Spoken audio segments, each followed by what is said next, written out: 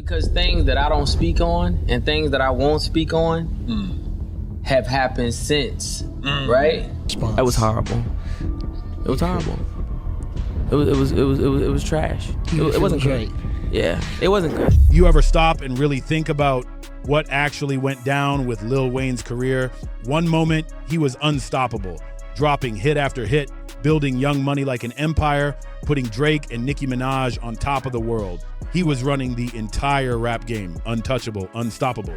But then everything just slowed down. Out of nowhere, the momentum disappeared. And according to Pusha T, that wasn't no random slump. It was calculated. He's been saying for years that Birdman, the man who was supposed to have Wayne's back, was actually the one clipping his wings, holding back his albums, messing with his money, keeping him trapped in those messy, never-ending contracts he couldn't escape. It's like Birdman had him locked up in plain sight. But here's where it gets even messier. Pusha didn't just paint Wayne as some helpless victim. Nah, he hinted that Wayne might have been part of the illusion, that maybe he played along, keeping up the boss image, even when things were falling apart behind the scenes. Like, was Wayne secretly in on it, or was he just in too deep, too tangled up in the game to pull himself out? That question still haunts people to this day. See, from the outside, Wayne looked like the king of Young Money, the big dog, the shot caller. But Pusha saw through the smoke, and he wasn't shy about exposing it either. He aired it all out on Exodus 23:1, a diss track that shook the industry back in 2012. He rapped, "Contract all fucked up. I guess that means you all fucked up. You signed to one that signed to another that signed to three. Now that's bad luck." That line hit like a bomb. He basically called Wayne a puppet caught in a twisted label maze, signed to Birdman, who was signed to another, who was signed to another. That wasn't just some slick bar. It was a straight-up sniper shot aimed right at Lil Wayne. Pusha wasn't just throwing shade, he was exposing how deep the trap really went. He laid bare the ugly truth about Wayne's label situation, and it was way worse than most fans ever imagined. See, Wayne wasn't just signed to Birdman and Cash Money. Nah, it was a whole web of control. Cash Money was tied to Universal. And even beyond that, there were more layers of ownership. It was like a pyramid of contracts stacked on top of each other, meaning Wayne didn't really own his music, didn't have true control over his output, and couldn't just drop projects whenever he wanted. Every move had to pass through multiple gatekeepers. When his music kept getting delayed for years, even after Wayne himself publicly said it was ready, that was the giant red flag nobody could ignore anymore. Cash Money is mother broke. They told Lil Wayne, we don't have no money to even cut a motherfucking check. We broke. We are mother. And eventually, Wayne confirmed what everyone was whispering about. He straight up called Cash Money a prison. Can you imagine? The same label he built his career on turned into his cage. Then he hit Birdman with a $51 million lawsuit over unpaid royalties and stolen creative control. 51 million? That number alone told you just how deep the betrayal went. But wait, it got even uglier. Rumors started swirling that Cash Money was flat out broke. Wayne's own manager claimed the label literally told them they were out of money. That's why they couldn't pay him what he was owed. Imagine being one of the biggest rappers alive, and your label's pockets are empty. Pure chaos. So what did Pusha T do with all this mess? He doubled down and carved it deeper on Infrared. He spit, "It was written like Nas, but it came from Quentin. At the mercy of a game where the codes is missing, when the CEOs blinded by the glow." He was talking about how the game lost its honor, how CEOs like Birdman got drunk off fame and power while their artists were left to suffer. Then he twisted the knife even more. It's different. Believe in myself and the Coles and Kendricks, let the sock puppets play in their roles and gimmicks. He basically called out the fakes while saluting the real ones like Cole and Kendrick, implying Wayne was caught playing a puppet role in a rigged system. That line, "when the CEOs blinded by the glow," wasn't just poetic, it was a loaded shot straight at Wayne and Birdman. Pusha T made it clear. In his eyes, they were both too wrapped up in the image, too hypnotized by the fame, the luxury, the fake power that came with the lifestyle. He painted them as men who'd lost sight of what really matters: ownership, legacy, and real creative freedom. In Pusha's view, Wayne wasn't just being held back, he was being used. His raw talent, his endless hits, his influence, all of it was generating millions. But because of those chains of contracts, Wayne stayed trapped in a system designed to keep him working while everyone else collected the real checks. And the craziest part, from the outside looking in, it still looked like Wayne was running the show. He was the face of Young Money, the star, the boss. But behind the scenes, he was never really in control. Pusha kept framing Wayne not just as an artist locked in a bad deal, but as someone completely stuck, creatively, financially, and mentally, like he was caged in a gilded prison while the world thought he was free. And then Birdman himself poured gasoline on the fire with his own words. He once claimed that every artist who ever left him never found success without him. Think about how cold that sounds.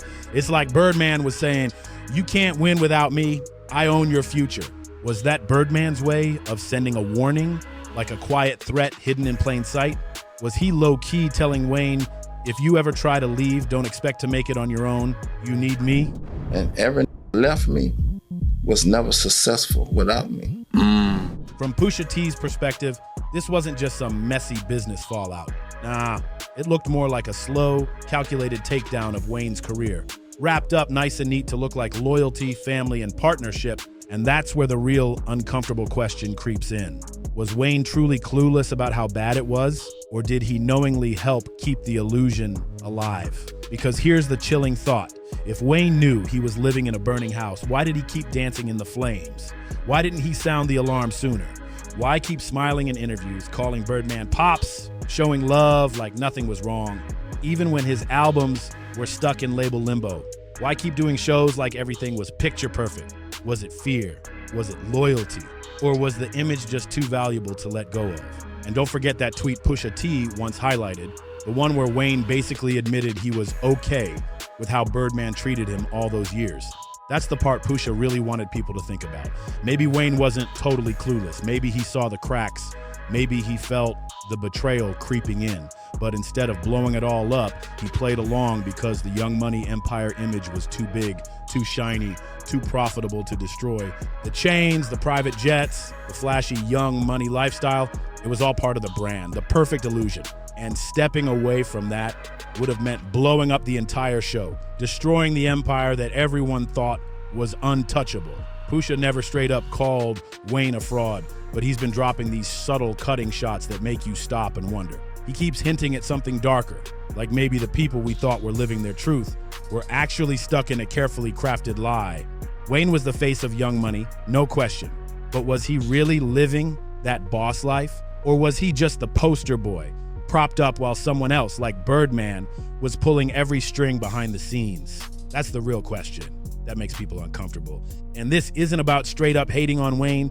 It's about what happens when an artist stops being just a person and turns into the product. When your freedom's gone, your choices are locked down, but the world still thinks you're on top, still thinks you're the king. That's the disconnect Pusha keeps exposing, how the industry can trap you while convincing everyone else you're free. And honestly, this isn't just about Wayne, it's about the music business as a whole. Maybe Wayne didn't know any better back then, or maybe, just maybe, he knew exactly what was happening, but chose to stay quiet because the checks were still clearing. Until one day, they weren't.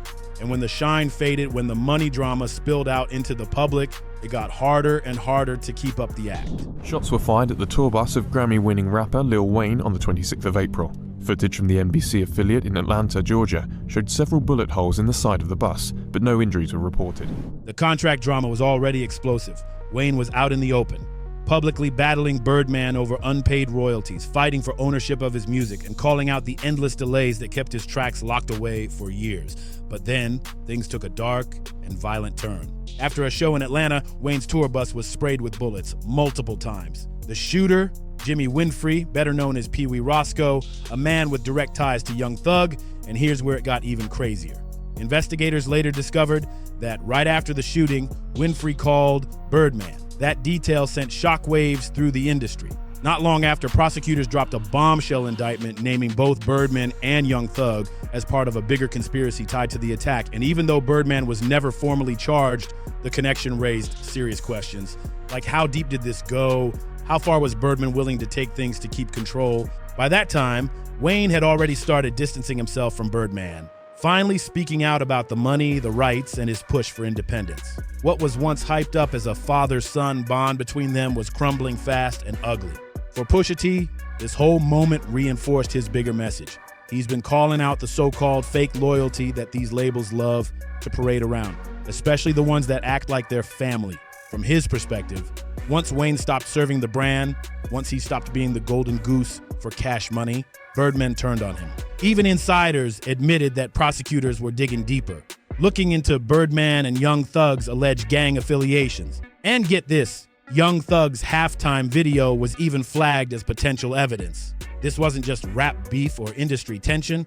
This was straight up criminal. On the surface, the public saw Birdman as a mentor, a father figure, the one who raised Wayne into superstardom. But Pusha T keeps pointing to something far more calculated.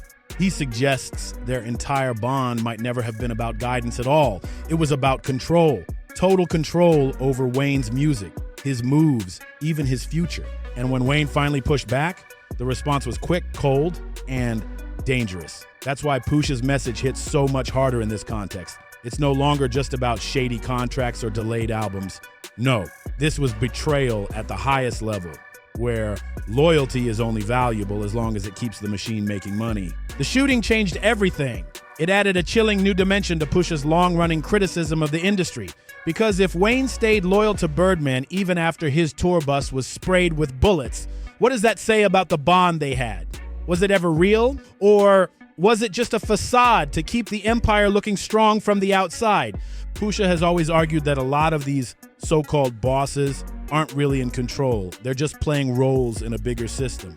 In his eyes, Wayne wasn't just locked in a bad contract. He was trapped in a loyalty cage, a trap that didn't just cost him his freedom, it almost cost him his life. And that's exactly the kind of doubt Pusha T wants listeners to sit with. The idea that maybe all of this wasn't just bad luck or personal missteps. Here's where it gets even more chilling: the strategic sabotage. When people talk about Lil Wayne's career, especially those years when everything slowed to a crawl, the conversation usually focuses on his music choices or personal life. But there's a much bigger piece of the puzzle that's often overlooked: the very structure of his deal with Cash Money. Pusha T has been hammering this point for years. And while some might think it's just another rapper taking random shots, he's been consistent about it, pointing out the long-term damage that deal caused Wayne's career.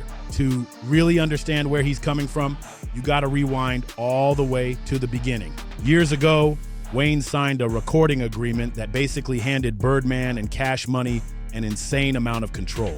Not just over his music, but also how the money got split, how decisions were made, even how his future projects would be handled. On paper, it probably looked like a massive opportunity, but in reality, it was a trap dressed up as a blessing.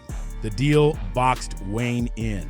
It made it nearly impossible for him to move freely without Birdman's approval. And one of the biggest issues, how the profits were shared. Word on the street and through multiple lawsuits was that Wayne's advances were sometimes delayed, slashed down, or just mysteriously lost in the process. And his actual cut from sales, it wasn't always clear where the money was really going. So while the world saw a superstar living large, flying private, and stacking plaques, behind the scenes, the math wasn't adding up. And when Young Money exploded with superstars like Drake and Nicki Minaj taking over the charts, you'd think that would have secured Wayne's power forever, right? But here's the twist. Those earnings, those massive checks, were still tied up in the same tangled web of contracts. So even though Wayne was the architect, the one who put two of the biggest names in hip-hop on the map, a huge chunk of the revenue still flowed through Cash Money first before he ever saw it. That kind of setup makes it nearly impossible to build true independence. And that's exactly what Pusha T keeps hammering home. He doesn't just frame Wayne as an artist stuck in a bad deal. He frames him as someone creatively and financially trapped, like he couldn't make a single move without someone else pulling the strings. Even if Wayne wanted to break free, the structure of the deal made sure he couldn't. And that brings us right back to one of the biggest symbols of this whole mess, the Carter 5, an album that should have dropped years earlier. Wayne had it finished. It was ready. Fans were begging for it. Promotion had even started, and then silence. The release date came, went, and the album was shelved like it didn't even exist. And here's the thing, it wasn't because Wayne wasn't ready. He was ready.